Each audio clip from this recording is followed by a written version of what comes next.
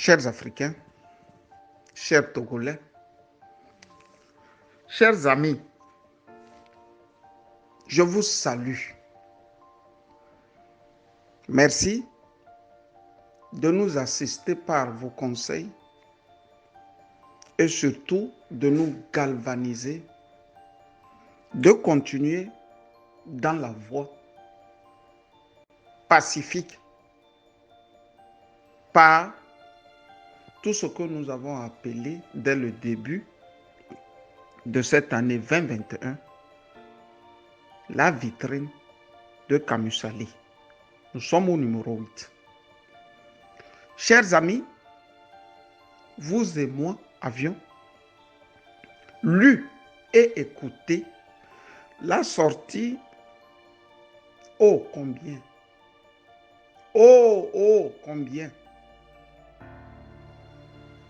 minutieuse, transparente et surtout véridique de l'archevêque émérite Philippe Fanoko Podjoro.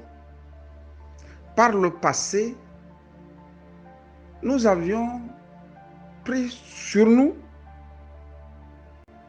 de rectifier plus ou moins à notre niveau ce que nous connaissions et savions de ce qu'on peut appeler les errements de Monseigneur Nicodème Bariga. Mais nos sorties ne pouvaient pas porter comme celle de Monseigneur Podjoro qui vient à point nommé et qui recadre tout le monde. Je reprends. Nos sorties ne pouvaient pas donner les résultats que ceux que le prélat Monseigneur Fanoko Podjoro lui-même avait. On peut dire que ce qu'il dit vient de première main. En journalisme, il n'y a pas pur sésame que un journaliste est quelque chose qui vient des premières mains de quelqu'un. Dessus, chers amis, 1000 fois merci de nous écouter quand vous le pouvez et de nous admirer dans nos sorties respectives. Ici, il s'agit d'un prélat qui a pris sur lui de dire la vérité, rien que la vérité, sur ce qu'il connaît. À 90 ans, il aurait pu dire: je vais emporter avec moi dans ma tombe mon secret. Comme nous le voyons d'habitude en Afrique. Que non. Paul Ossarès, ce général français, à un âge donné, a pris sur lui de réécrire la torture en Algérie et de dire à la fin: j'ai fait ma part de ce que je savais de la torture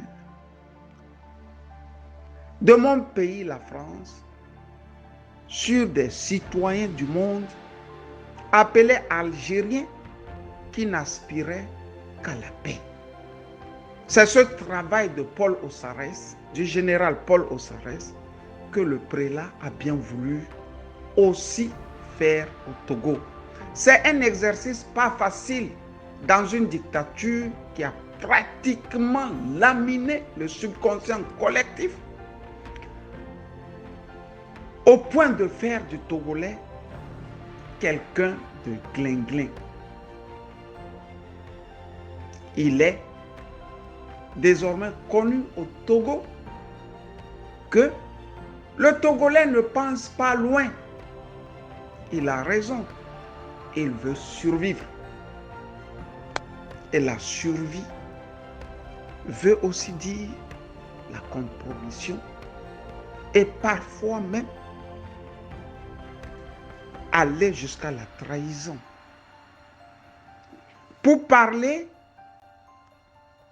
de Monseigneur Podjoro, de Monseigneur Nicodème Bariga, du Père Charnel Afognon et de Gustave, de l'autre père appelé Gustave, sans vie. Je suis allé comme toujours chercher un livre qui retrace aussi les trahisons dans les pays. Et j'ai retrouvé le livre de Martin Allen sur le roi qui a trahi. Je vais vous lire un peu un résumé et vous allez le juxtaposer dans votre subconscient et vous verrez que nous avons affaire à l'histoire de Monseigneur Bariga avec le peuple togolais. Le duc de Windsor, c'est-à-dire celui qui devrait être normalement actuel roi en Angleterre et qui n'a pas pu honorer ses engagements de prince. C'est lui dont je parle, le duc de Windsor. À la déclaration de guerre, est intégré à la mission militaire britannique en France, multipliant les tournées d'inspection sur les fronts français. Le duc de Windsor transmet ses minutieux relevés à son mentor Bédo. Celui-ci ralliera Berlin, délivrera en main propre un message secret signé EP, Édouard Prince, adressé à Hitler. L'offensive est claire dans les Ardennes, maillon faible de la défense française, vient de là. Je reprends. L'offensive est claire. Dans les Ardennes, maillon faible de la défense française viendra de là.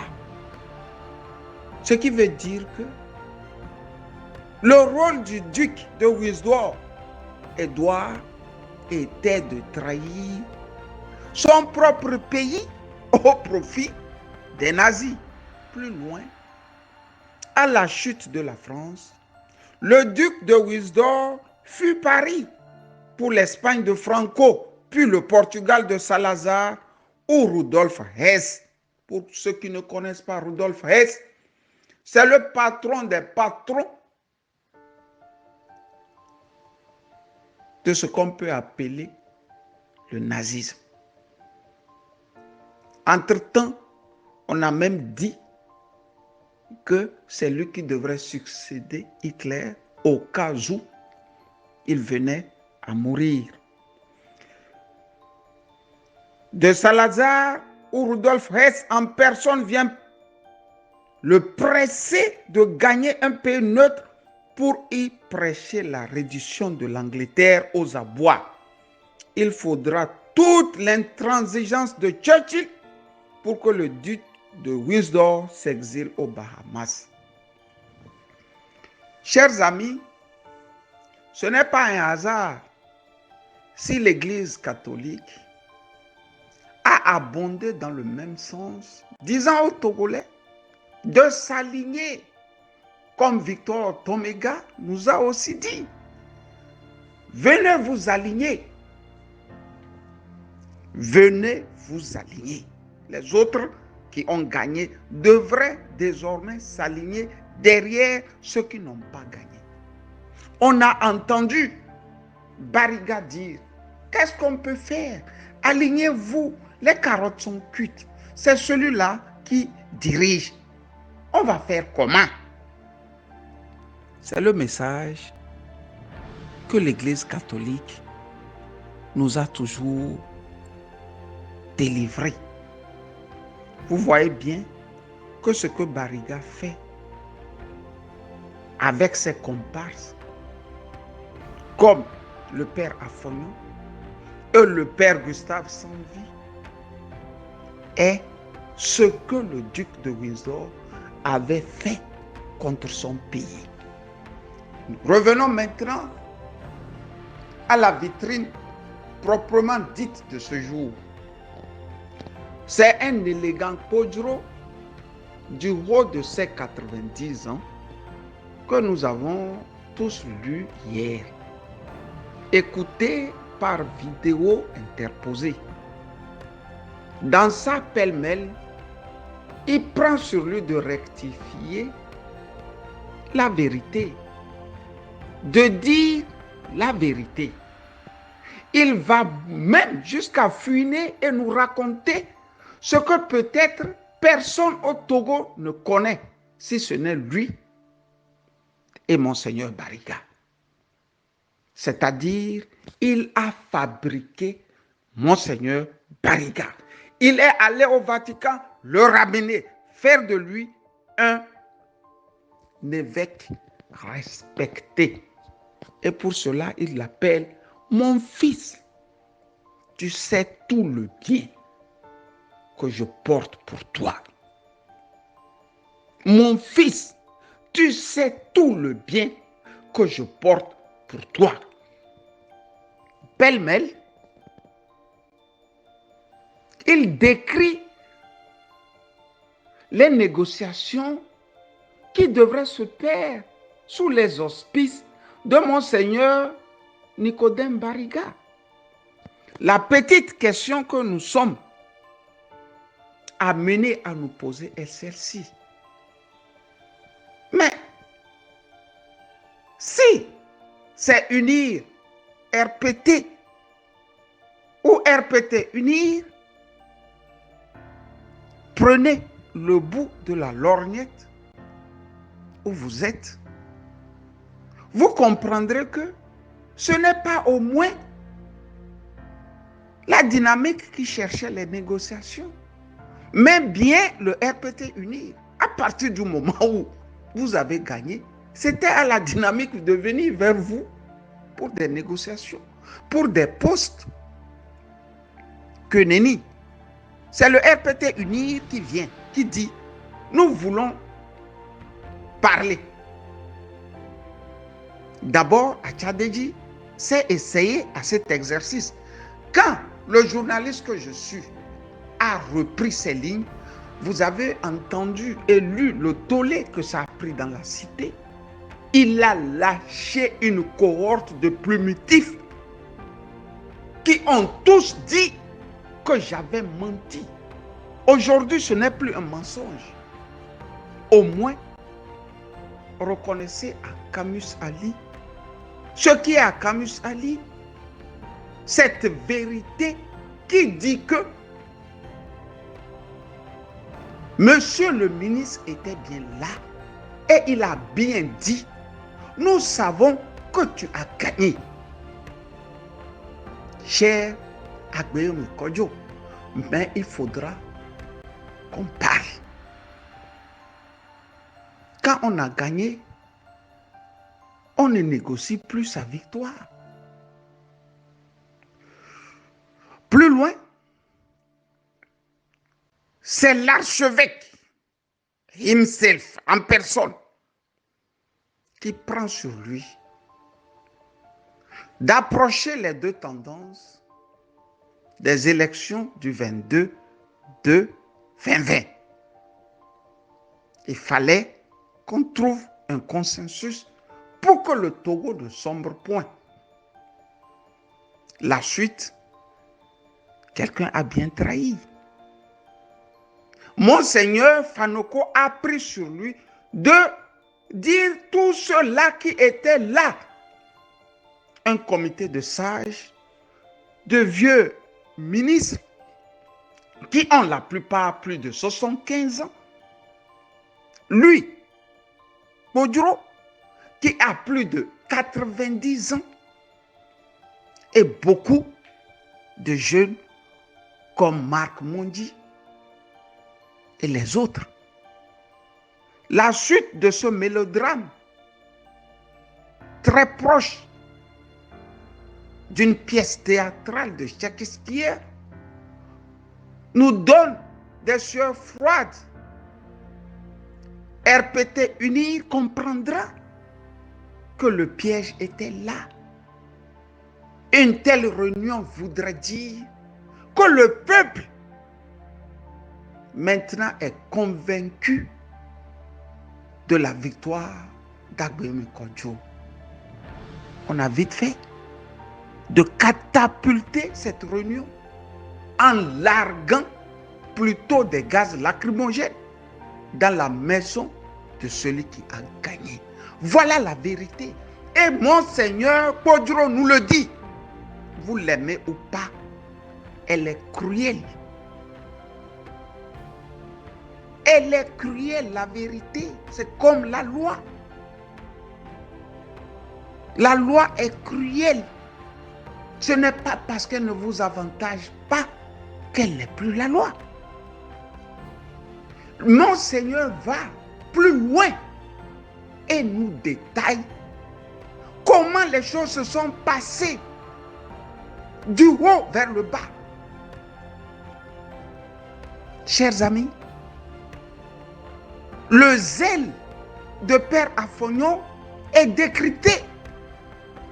Et celui d'un nouveau venu, le Père Gustave Sanvi, est aussi décrypté. Il va jusqu'à dire, mes fils, la vérité libère. Mais quand on a un gap à milliards, est-ce qu'il est encore temps que nous nous faisons prier pour savoir pour qui les prêtres vont-ils rouler au Togo? Ce n'est pas la dynamique qui a les milliards. La vraie vérité de ce conflit est bien qu'il y a gap de quelques milliards au sein de l'Église catholique. Voilà la vérité. Il faut bien que quelqu'un mette de l'argent dans le désordre, dans la malgestion de Père Afognon. C'est fort qu'il y a les milliards au Togo. Voilà la vraie vérité. Ne nous tirons pas dessus. Ils savent où se trouve la vérité qui a gagné. Et c'est pour cela qu'ils refusent de le dire. Et Monseigneur Fanoko Podjoro aussi le sait et voudrait dire à ces gens, dites la vérité. Toute entreprise humaine est faite aussi de mauvaise gestion. Ce n'est pas parce qu'on a des trous dans la gestion qu'on va aller s'allier aux dictateurs.